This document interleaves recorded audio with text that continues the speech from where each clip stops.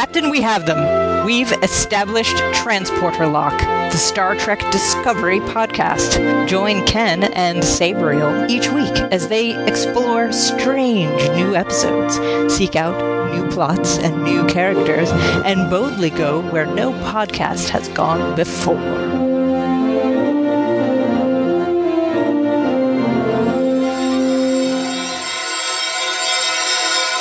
Hello, Sabriel. Hello, Ken. Oh my gosh, it is day one post-Discovery. The show has now aired. Yes, I'm so excited. I feel like my life has changed forever. I feel like I'm starting a new job. When I woke up this morning, I'm like, this is not like anything I've ever experienced before. The world is different now. We're in a post-new Star Trek world.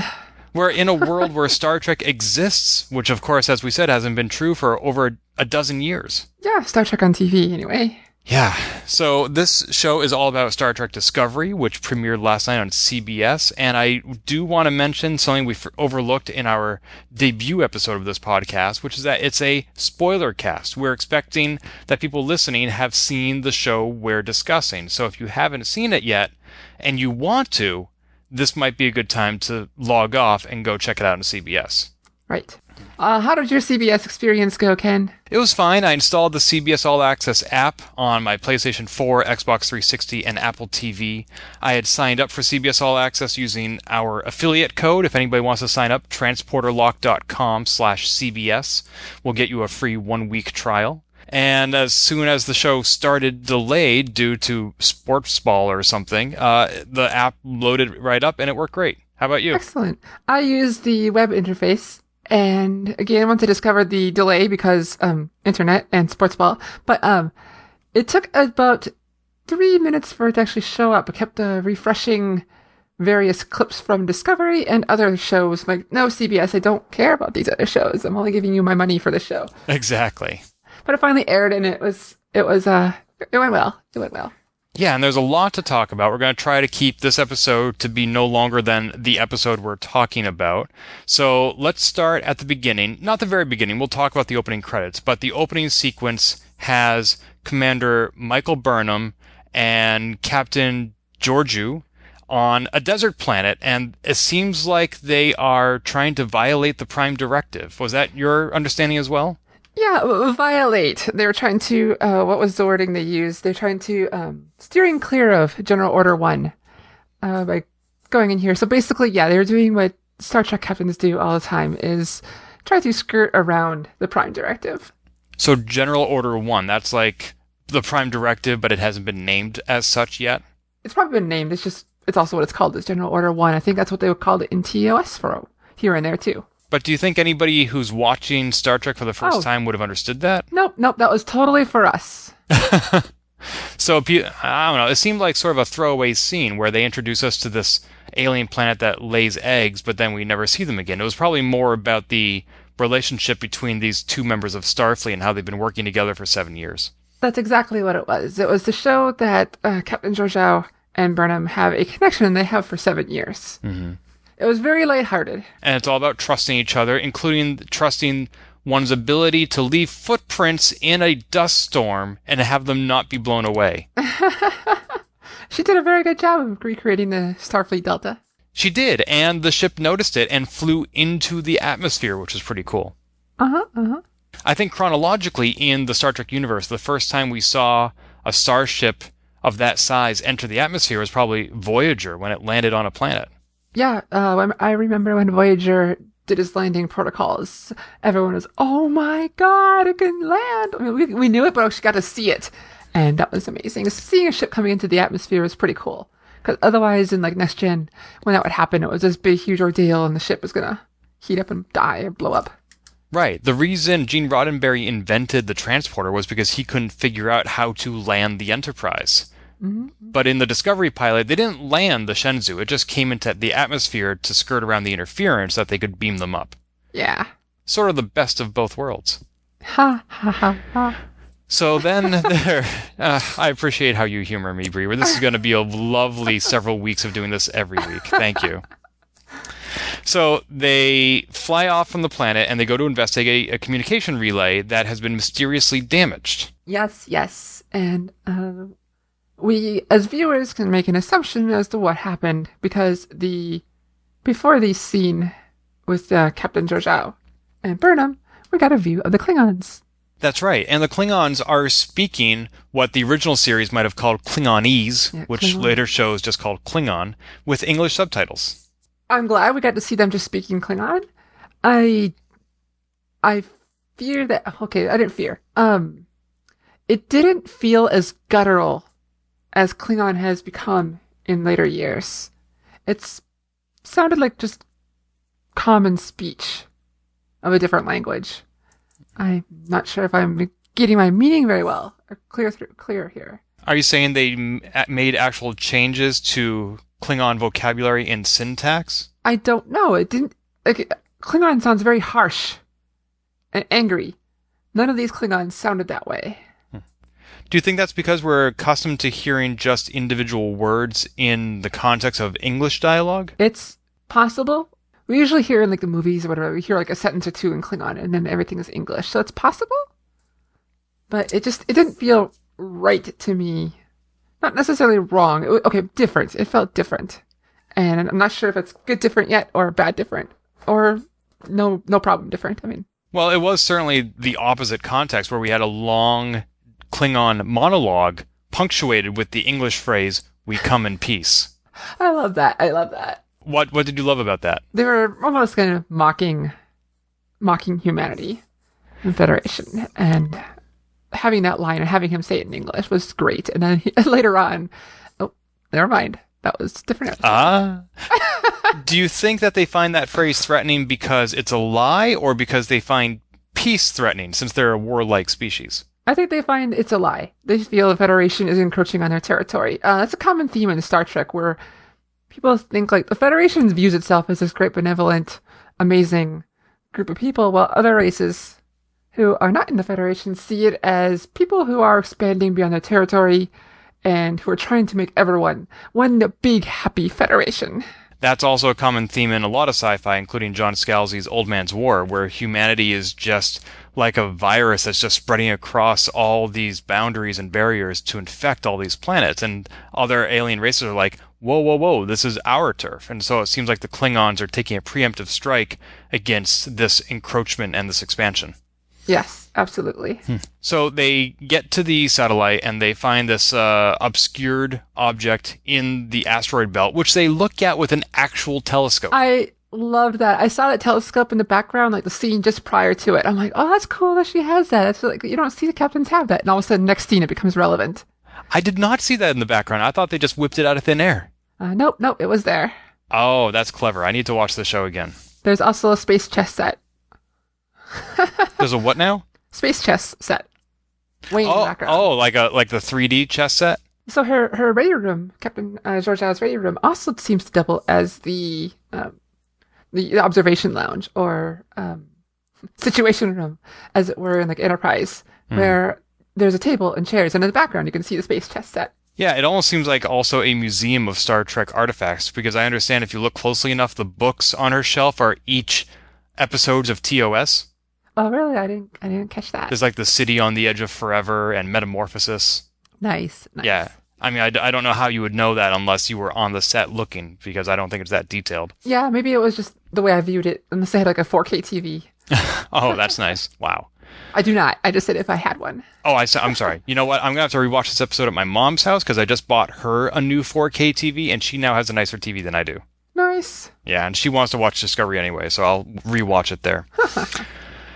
So they need to take a closer look, and Michael decides she's just going to fly out there in her spacesuit. Yeah, this almost seemed like a nod to Into Darkness. Oh, when Kirk and Khan go flying across? Yep. I mean, it may not have been, but I think it just kind of little homage to it, or like, hey, this is a thing that Starfleet officers do. You know, it's interesting because the space outfit that she was wearing looked somewhat similar to what we saw in Star Trek Into Darkness, the movie, and very different from any spacesuit we saw on the original series back in the 60s. Yes, and it's also I think it's very much a budget thing. I mean, that's going to be a continuing theme throughout the entirety of Discovery versus TOS or any of the earlier TV shows is budget. As in Discovery has a bigger one? Yeah. Oh, and product of its time as well. Things have just changed in the real world. Well, it's interesting because there are a lot of fan series like Star Trek Continues where they actually do try to replicate the look and feel of the 60s show, and sometimes with the same actors. I feel like Discovery understands that they are manifesting the idea behind the show without taking it super literally. Oh, absolutely. Absolutely. I mean, they had the same problem with Enterprise when that came out. People were like, why do you have all these flat screen displays? Like, well, it's because it's 2001. That's why. Right, and now we have holographic communicators, which we didn't see except a few times on DS9 before they canceled it. Yeah, in Deep Space Nine, it was a different thing. I think they were going for let's try to see if we can have these conversations between two people seem more real. So they actually had the actors in the same room, which I thought that was kind of cool. Now that I think, in retrospect, everyone hated it at the time. But, so they seem to bring that technology back, but they still use the hologram. It's neat. I like it, but it definitely is out of place if you go by technological canon. Right, although I think it is reasonable to expect that based on where we are today in 2017, by the time the Shenzhou launches, we would have holographic communicators. Absolutely. So I don't know, maybe back in the 60s they didn't know just how quickly we would progress. So Michael flies out into the asteroid belt and she finds the satellite, and it's supposed to be a look only. She decides to physically land on it. Of course, just a flyby. You know when she says just a flyby, straight into the camera, it's not going to be just a flyby. I was a little naive. I figured she would stay out there longer than I expected, and just the fact that she got so close enough that she could touch it, I thought that was her pushing the boundaries. But when she actually touched it, I thought that was absurd. It did feel a little off for a Starfleet officer, but maybe it's not off for Burnham. True, we don't know her that well, but not only is she Starfleet, even though she's not technically on the science track, I think all Starfleet officers are, to a degree, scientists, and you don't interfere with something that you're trying to observe. That's what we know of Star Trek, but you know what, TOS? I don't know if Kirk was always that careful either. That's true. Maybe I'm just thinking the fact that she is number one, and on TOS, number one was Spock, who was the science officer, whereas here, that role seems to be played more by Lieutenant Saru, played by Doug Jones. Yes. And we'll get to him, but... Okay, actually, I could see her doing this as an interest, because she is a xenoanthropologist. She is fascinated by this. Michael? Burnham. Oh, that's right, she did say that. Uh-huh. So she would be absolutely fascinated by an object such as this and want to get a closer look. That's right, she did say if she was trapped on that desert planet for 89 years, she would try to integrate with the local aliens or whatever. Correct. Okay, cool. And then, finally, we see an armored Klingon. Yeah, a Klingon spacesuit. That was kind of neat to see. I liked how the computer was recognizing trying to scan it without using biology, and it noticed the Klingon iconography. And the Batleth. Yeah, the Batleth. I have mixed feelings about the Batleth. What? I thought you would love it. It didn't look like the Batleth that we know. Oh, so now you're being literal. Yeah, now I'm being literal. There's a few things. I'm wondering a few things. I can reason or rationalize this. I'm thinking like maybe they just haven't experienced many Batleths, and it just sees Blade. The computer does. So CBS can change the complete vernacular and taxonomy of the Klingon language, but if they change a single curvature on the Batleth, they're going to hear from Sabriel. Yep. Priorities, and they may not man. have changed the Klingon language. It just sounded different to me. Sure. Okay. So maybe I'm going a little bit out of order, but this thing that she landed on in the asteroid belt was a beacon. Yes. Can you help me understand what that is? Watching it again, it was still a little confusing because apparently it was an ancient device. So I mean, it's a thing that, okay, I'm wondering, this is not any foreknowledge. So these Klingons who were on the ship were following some prophecy. So I'm guessing they finally found this artifact that was built here years ago. And they lit it. Later in the episode, they light the beacon. So we'll get to it a bit. And so I think it's an ancient Klingon artifact. But the show did not do a very good job of describing that. Well, that would explain why Michael's observations about the beacon were that it seemed ancient and she couldn't tell if it was carved or manufactured. So this is it's a Klingon artifact. Is it Klingon or is it something that the Klingons found? Oh, actually, that's a good question. That's a good point. We don't know yet. Because I felt a little bit like I was watching the TNG episode Tin Man, where they find this ancient thing in an asteroid belt and they don't know what it is. Mm-hmm, mm-hmm. And then all of a sudden it lights up and blasts everybody with light and sound, just like Tin Man. Hey, you're right. Actually, it's very possible there's a relation that we don't know about yet. If they're trying to make this a show for newcomers to join Star Trek, it probably isn't, but the similarities were, for me... You're right, I did not think about that at all. So this beacon is kind of like the Flames of Gondor. When you light the torch, all your troops rally to the cause. Yeah, so whatever it was, the Klingons knew what it was. They knew to come to that location. All 24, or all, the other 24 houses. Or 23 houses. But why did they come? Because it seems there was already a cloaked Klingon ship waiting right off the port of the Shenzhou, and they couldn't detect it. Apparently, cloaking technology is unknown to the Federation. That's another tricky one, because it's not unknown. So, there's some talk in the second episode I don't want to say yet, but it's not really spoilery. I just don't want to tell anyone if you haven't seen it. It's not a spoiler, I swear, but I'm not going to do it just in case, because I know there's purists out there. We'll save that commentary for the next episode of Transporter Lock. Yes. Because I have not seen the second episode yet. You have. You jumped ahead, so you have a more informed perspective on the pilot episode than I do. But I wrote detailed notes again on my second viewing of the first episode to be careful about spoilers and hinting and alluding. So your notes are 2 columns, like, do talk about this, don't talk about this. More or less, yeah. but I still... even have some kind of count. Okay. In Voyager, it was common. It's actually any Star Trek series. It's common to hear, what is this? It's some kind of field. It's some kind of thing. And I started some kind of tally for discussion. That's right. And then you've seen the some kind of music video. Yes. That is awesome. I will include a link in the show notes. However, the one Klingon ship that is cloaked is gargantuan compared to the Federation starship. They don't need reinforcements to take on this lone starship. It's a massive, massive behemoth of a ship, and all it does is sit there. And we don't get any indication of its power, though. Right. I mean, it reminded me of the Romulan scimitar from Star Trek Nemesis. Yeah. It seemed to, I don't know if it's called back to that, but it did seem like, wow, like, where are they hiding this all these years? Like, what was it? The Negvar class in the TNG DS9 era. I think that's what it was. Oh, it might be. My knowledge isn't quite that detailed, but... But yeah, it definitely seems like the Klingons are overcompensating for something. That ship is huge.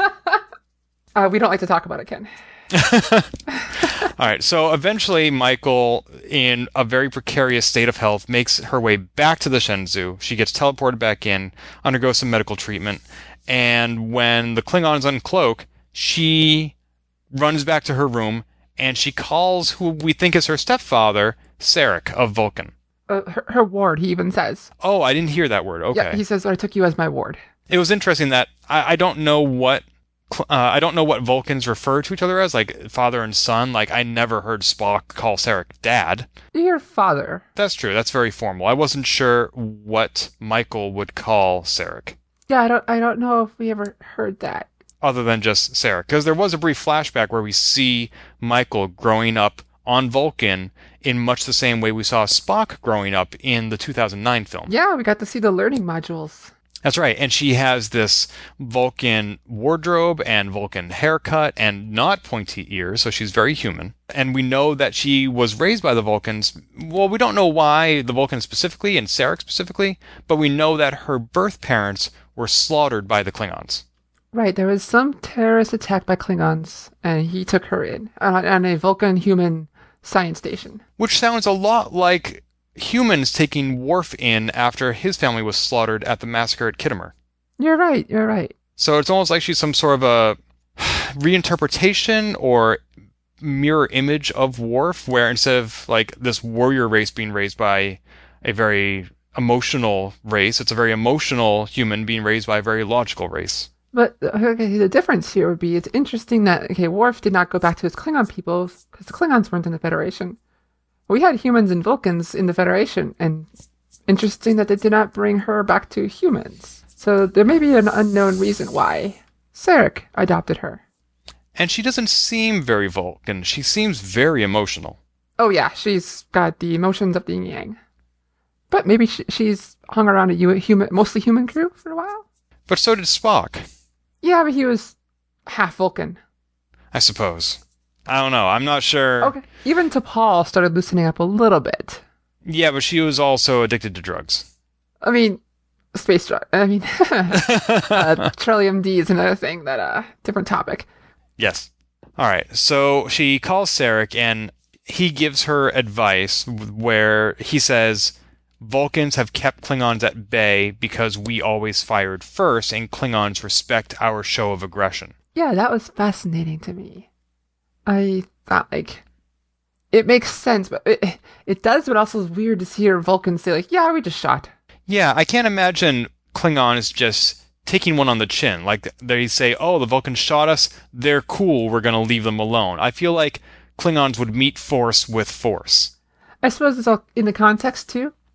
If they just happen to come across each other in deep space, where in territory no one had claimed, it's hard to say, because we don't know the context of the situations, how they encountered each other either. I don't know, I feel like the way Sarek portrayed the Klingons, as it's almost as if that they are like a dog and you're the master, and you need to prove to them who the master of the house is. And I don't think that's true. That doesn't fit with my perception of Klingons. Maybe not yours, but like Enterprise, it was similar that way too, especially in the first episode, even Broken Bow. The Klingons were very rowdy. I'm going to say, even this whole series of Enterprise, the Klingons kind of like, they respected when Archer was a little brazen and tough. So, I mean, there's some precedent.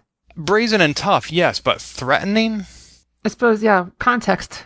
Yeah. I think that's what's missing here. And so Michael, nonetheless, buys into what Sarek is telling her and goes to the captain and says, we need to be aggressive. We need to fire on the ship that is just hanging out there after uncloaking before its reinforcements arrive. And the captain says, no way, Jose. We are Starfleet. We don't fire first. Who is in the right? You know, that's a tough one.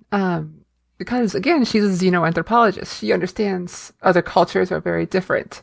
This is Burnham. And then we have Captain Georgiou, who, you know, they've been working together for 7 years. She's got a tough decision. She's trying to reflect Starfleet ideals. Apparently she's also a soldier. And she also wants to do that too. So she's having this eternal fight, but she's siding with Starfleet. Where Burnham is siding with her gut instinct. And the captain isn't the only one who wants to follow Starfleet protocol. There's also Lieutenant Saru, the alien on board. Well, Saru wants to just run like the Dickens. So there's actually 3 different viewpoints. That's true. Although I do appreciate that, like on The Next Generation, we always saw Worf recommending aggressive action, and he always got shot down. Yep. And now we hear Lieutenant Saru saying, we should run and hide every chance we get. I will take any opportunity to not be put in harm's way. Yes. So I can understand why after 7 years of that, you're not sure when to listen to him or not. Right. You know, I don't know what his threshold is. I don't know how often he's recommending a cowardly flight, although sometimes cowardice is the better part of valor, or should I say discretion, rather. I suspect, well, okay, they had some fun banter at the beginning of the episode about actually Burnham and Saru agreeing with each other on there's someone out there. But in this situation, like he mentioned how his race of people was bred to be cowards and to know when they are about to die. He likened it to being prey on for most of their species. Which I thought was interesting because on Earth, I feel like his race would play the role of cattle, where we breed them and slaughter them as food. I can't imagine that even given enough time, we would ever allow cows to evolve to join Starfleet. You have not seen Hitchhiker's Guide to the Universe. I read the books. I saw the movie. It's been a long time. I do remember there being a talking cow at the edge of the universe who was bred to be slaughtered and fed. Yes, to enjoy being eaten. Right, but that's not Doug Jones's character. He doesn't enjoy facing death. He runs from it every chance he can get. And so after a lot of years of that, I'm sure sometimes it's like, I'm not sure if we should listen to him or not. Right, and I'm interested in seeing where his character goes, because in this first episode, we really only have the 3 characters. We have the captain, the commander, and the lieutenant. There are lots of other people on the bridge, including what seemed to be some sort of a little robot character. Yeah, she was cool. It's almost like a Daft Punk robot. As long as it's a little bit more realistic than K9 from Doctor Who. Love Thought K9, it was but fine. yeah. Or any of the sentient robots on TOS who talk like this and are going to murder you all.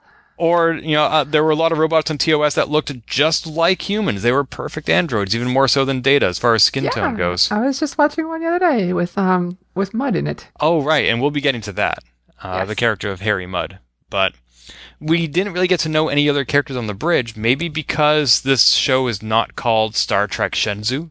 Yes, that is an interesting thing. In the first episode, we do not see the Discovery one bit. Right, No there. hint of the Discovery. Yeah, there is a USS Discovery. That's what the show is named after, but it hasn't arrived yet in the first episode. No, and I even took the note when I was actually doing my notes the second viewing. I'm like, I was writing down people's names because none of them stuck, other than the three main characters. There's a Mr. Gant on weapons. There's an Ensign Danby. I wasn't sure. Danby on Con or the Navigator. But none of these characters got an introduction like they do in other Star Trek series. I'm wondering if that's a hint. Yeah, I was thinking about Encounter at Farpoint because we got time dedicated to each character to introduce the members of the ensemble, and that didn't really happen here. We have the three main characters, and that's it. Mm-hmm. I mean, any one of the Klingons got more time than any of the humans who are not those three main characters. Yeah, like Volk. Oh yeah, and one of the Klingons is an albino. That was an interesting thing. Because there was an albino Klingon on Deep Space Nine. Was there? There was an episode where Dax was recruited to fulfill a grudge held by these three Klingons from the original series. I remember Kang, Kor, and Koloth? Koloth. Yeah, and they were out to kill the albino Klingon. That's right. That's right. Was that episode called The Albino, or am I thinking of TNG? I'm not sure. I'm trying to pull up the word albino on Memory Alpha, and it's loading slowly, so I don't have evidence to that fact, but there is a Reddit thread where somebody was postulating, are these the same Klingon? And the conclusion seemed to be, no, it's not. If it is, it could be coincidence. I mean, it's also, albinos are not an uncommon, but not unheard of thing in any race, so hey. But and also, he could be some prophesized person we don't know about yet. it's true, and there seems to be a lot of prophecies with the Klingons. Not only this beacon, but also the child of Tom Paris and B'Elanna Torres. Yep. Oh God, I just read. What do they call it? What do they call there? Moving on. Yeah. I don't know. I don't know. So whatever. So Michael and the captain have a difference of opinion very vehemently on how to approach the Klingons, and I don't approve of what Michael did. I don't either. It was very obvious, especially even to Saru, that she was not telling the truth about the captain. First she says, just get the weapons ready in case the captain decides to fire. And then, like, 20 seconds later, fire! And this was after she used the Vulcan neck pinch on the captain. Like, she assaulted her commanding officer. Yeah. It's hard for me to believe that Michael Burnham can continue to be a main character on this show, especially when they start off by talking about her getting her own command, because everything she did in this episode is a court-martialable offense. Oh, absolutely. They set her up for this, you're going to move on. It's almost like it's kind of hinting us, like, is she going to be the captain of the Discovery to us as the viewer, if you don't know what's going to happen. And then, that's not a second episode allusion, that's to the previews allusion to the trailer. And all of a sudden she does this. She acts rash. She acts like almost like on impulse instead of thinking about her career. And that's a Starfleet thing. That's a common trope in Starfleet too. Do you think she is acting so emotional due to her own history with the Klingons? I think absolutely. With a combination of her knowledge of what the Vulcans, how they treated her, the Klingons, and her past with the Klingons. Absolutely. Now, also, they said in Discovery that nobody had really seen or heard from the Klingons in 100 years, which I suppose is possible because Enterprise, the pilot episode Broken Bow, was set in the year 2151, and the original series was set in 2265, and Discovery is 10 years before that. So if this is 2255, that's exactly 104 years after Broken Bow, and Enterprise went off the air 4 years after Broken Bow, so that would be exactly 100 years after Enterprise went off the air. Yeah, and I was listening to the lines a bit better. They said almost no one has seen a Klingon in 100 years. And then someone else mentioned, I think it was Sarah even, fleeting encounters with the Klingons. Right. So- Somebody must have seen them if they killed Michael's parents. Yeah, exactly. So something happened back there. But yeah, apparently they've been kind of in hiding, much like the Romulans all these years. I wonder why that is. That again does not seem very Klingon-like. Yeah. But then Kirk very much knows the Klingons when they come back a few years later. Yeah, and that's only 10 years after Discovery. So we'll find out, I'm sure. So the show ends on a cliffhanger where the captain pulls a rifle or laser or phaser or whatever on Michael and says, stand down. And then all the Klingon reinforcements arrive and they're at a standoff and end scene. Yeah, that was powerful seeing 24 Klingon ships in front of the Shenzhou. I thought it was impressive when 2 Klingon warships decloaked off the bow of the Enterprise in the Next Generation episode, The Defector. And here we have like 24, as you said. Yeah. Whew, that's a lot. That's as a captain, they're like, oh god, what's going to happen? Now, it's not unusual for Star Trek pilots to be 2 hours long, but for it to be a 2-parter is rare because in Next Generation we only had 3 2-parters. There was Best of Both Worlds, there was Time Zero, and there was Sins of the Father. Weren't there more like reunification? Oh, but they didn't come out as 2 hours. Oh, you're right. I'm sorry. You're right. There was reunification. And Chain of Command. But it was rare to get 2-hour events, which I think in TNG we only had 2. The premiere and the finale? Yeah.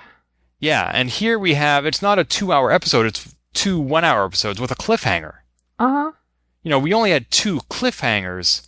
Oh, and Descent. Descent was also a 2-parter in Next Generation. Yeah. So we had 3 2-parters, Descent, Best of Both Worlds, and Time Zero. And here we are, the very first episode of Discovery is a 2-parter, and I can't help but wonder if they purposely structured that to get people to sign up for CBS All Access. Oh, absolutely. Absolutely. I mean, CBS has been I'm going to be one of those ones who's unsubscribing the instant Discovery is done, and then resubbing when it's back. So you think that the network structure defined the structure of the show?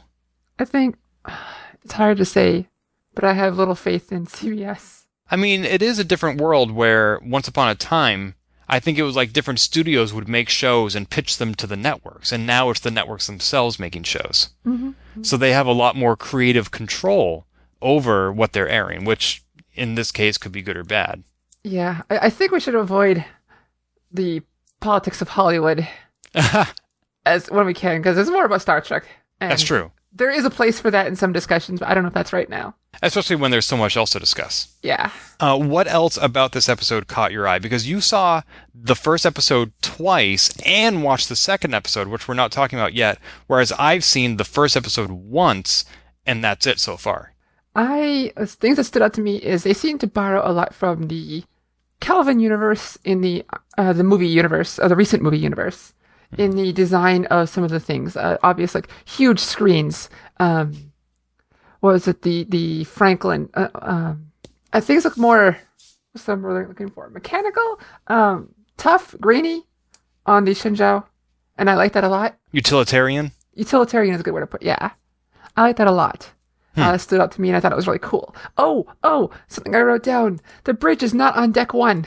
And it's upside down. Yeah, it's on the bottom of the saucer section. I don't think we've ever seen that before. Why did they do that? I think that's going to be confusing as time goes on. I don't know. Maybe we'll find out, but I thought that was fascinating. It took me like a while to realize that. Like, wait a minute, no. Like, even though they show it right at the beginning, it didn't really click until later on. Like, wait a minute. Yeah, I think I need to watch it again because now that you mention it, I'm not sure I understand the correct orientation of the ship.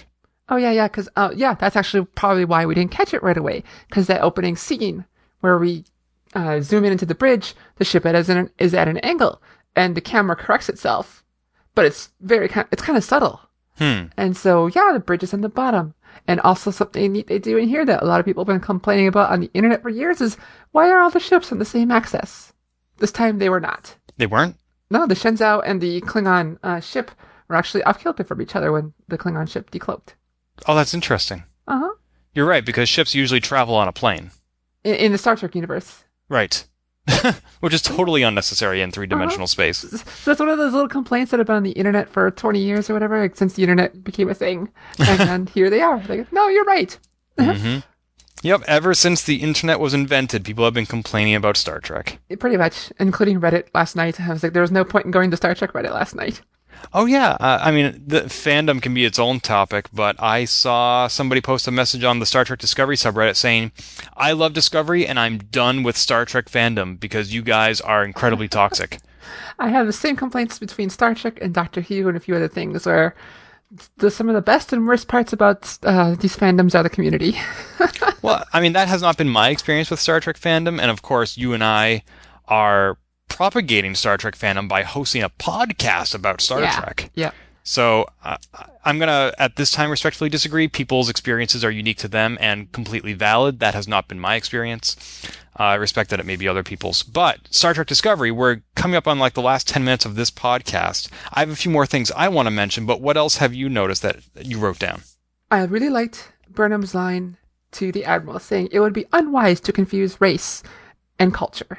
Yeah, unfortunately, I don't think that line was given enough time to sink in. It wasn't really received well by the Admiral. He just kind of like, whatever, I already said my piece, and you're just coming up with excuses. Yeah, this was, I watched that and was just like, wow, that was a great line. I rewound it a couple times just to watch that and to make sure I even wrote it down right, but just to get that feeling. It's like, no, the Admiral was just like, Badmiral at the moment.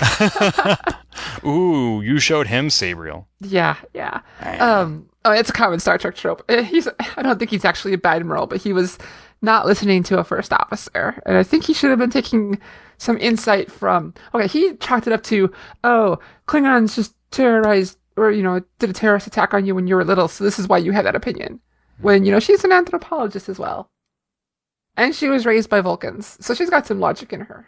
But why isn't more of the bridge crew familiar with the Vulcan history with the Klingons? Because Vulcans and humans are both part of the Federation at this point, and yet it seems like a trade secret that Sarek shares only with his family or foster family of how an entire race kept an entire other race at bay. Has nobody thought about this in the 100 years since the Klingons disappeared? Vulcans are very, very secretive. That's true. We saw that in Enterprise all the time, and... yeah, we did not know about... Romulans? Well, we didn't know about Burnham. Oh. like, if it's not relevant, why talk about it? And if it is relevant, you don't need to know about it. Unless, I deem it worthy. Wait, what were they not talking about? The Vulcans sharing their Klingon knowledge. Okay. I mean, even in original or Enterprise, Vulcans... not helping, or the whole contention between the Warp 5 project, right, and whatnot, and it's very much a Vulcan thing to keep things to yourself until absolutely necessary. But it seems like, given the dire circumstances, Michael could have called up Sarek right on the bridge and had him talk to the captain. I don't know if he would have divulged the information then. Just had that connection. Although it did remind me of when Chris Pine called Leonard Nimoy to say, how do I deal with Khan? Yeah, I was thinking the same thing. However, I think he called Spock instead of Leonard Nimoy. And it was Captain Kirk, not Chris Pine. Yes. But there have been so many different Kirks by now, I wanted to clarify which Kirk. No, absolutely. No, it's actually kind of like I joked about last episode where I remember people by their roles. Right. Yeah, so it seems, however, when you're dealing with an unprecedented threat to the Federation, you either call Spock or his dad. Pretty much. It seems like that, doesn't it? Yeah, and they're going to give you the Deus Ex Machina, although in this case it didn't work out because the captain didn't buy in. Yeah. What about the episode, do you want to talk about, or did you notice, or was neat deep to you? Of the stuff we haven't mentioned already, the opening credits. Oh, yes, that was I saw the little intro they had about the music a few days before the episode came out. Like, they talked to, I'm drawing a blank on his name, but the composer. And he said he was trying to allude to the original series in a few bits, and he totally did it. He nailed it. Yeah, especially with the closing tones. I only watched the first episode once, and I have not watched the video with the opening credits or the song being conducted, but it definitely has some of the exact same chords as the original series. Yeah, I thought that was really well done, and I know a lot of the internet is not happy about the title credits, the the whole sequence itself. What do you think? I found it rather aloof, and I don't know, like it looked like a series of blueprints of mechanical breakdowns of equipment used by Starfleet, and that is not at all what Star Trek is about. So in that sense, I was disappointed. Yeah, I'm still uncertain. I'm wondering if it's going to have more to do with it once you get to Discovery itself. Because right now, and honestly, it felt like Westworld, the Westworld intro to me than Star Trek. I haven't seen the Westworld intro, but I know about the show, and I can see how this would be a better fit for that show. That's very astute. Yeah, so that was totally giving me that vibe. I'm not anti this title sequence. Yeah, I'm gonna wait and see if this is relevant or if it's just kind of like, this is our thing, we're doing it our way. Yeah, I do want to listen to the song outside the context of the visuals, and so I can focus on that. But I can tell you, I'm disappointed that it wasn't performed by Rod Stewart. No, not really. You gotta have faith in the heart, Ken. I do. It's been a long time. Actually, that wasn't performed by Rod Stewart either. It was just his song. Oh, Russell Watson? Russell Watson. It was composed by Diane Warren. I'm sorry. I am one of the few people I know who actually liked that song. I do too. Oh, hey, we're in good company. Yeah, Yay. we're the only two people I think that do. And that's why we have transporter lock. Let's see. So another thing I want to ask is my Twitter friend Yesterbits asked if this would be a good show to watch if you've never watched Star Trek before. And I linked him to the Discovery Primer that CBS put out, which introduces you to the setting and the characters, etc. There's a link to that in the show notes. But the question remains, if you have never seen any Star Trek before, is Discovery a good place to start?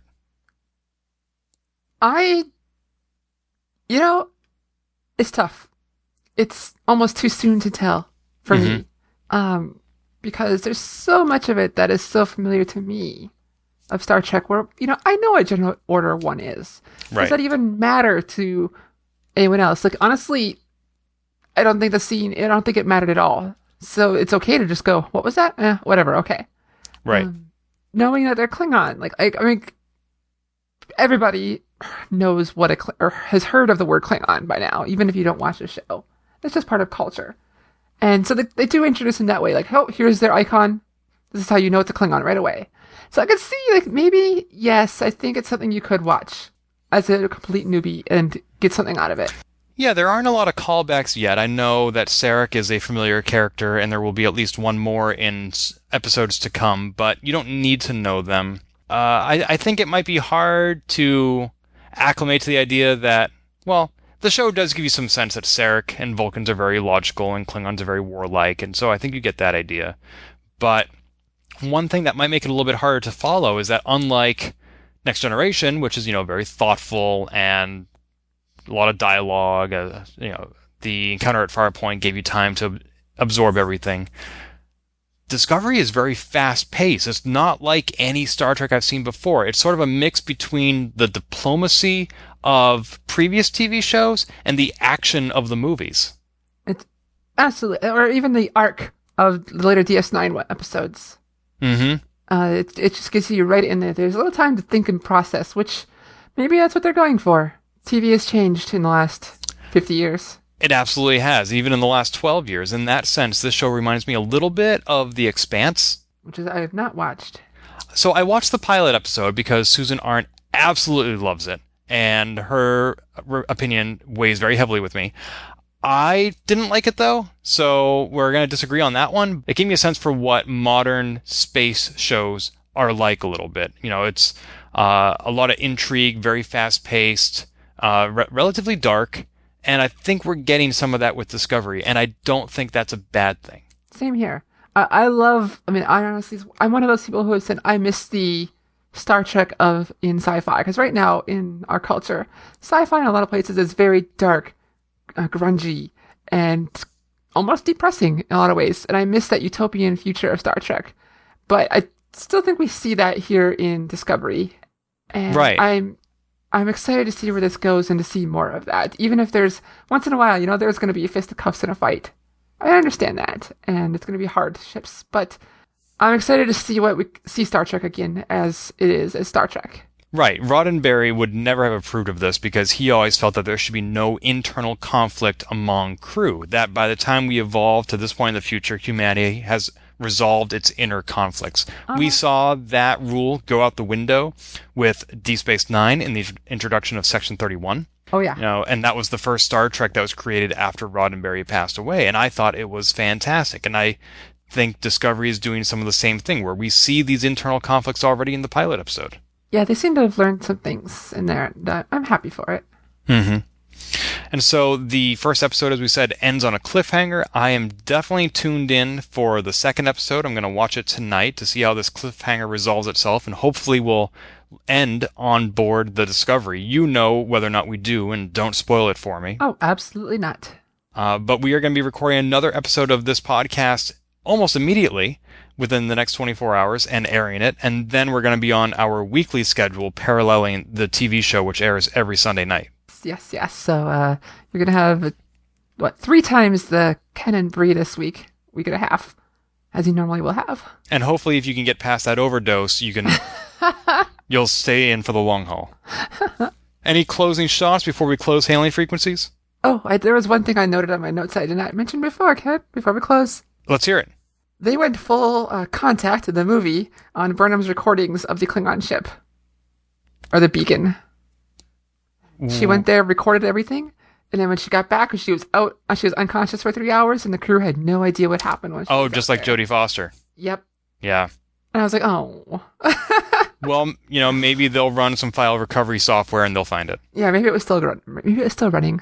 Because so far we've only seen like the observation lounge, the bridge, Michael's quarters, and a little bit of sickbay. Who knows what other departments are on board the Shenzhou? There could be an IT department. Yeah, well, there better be.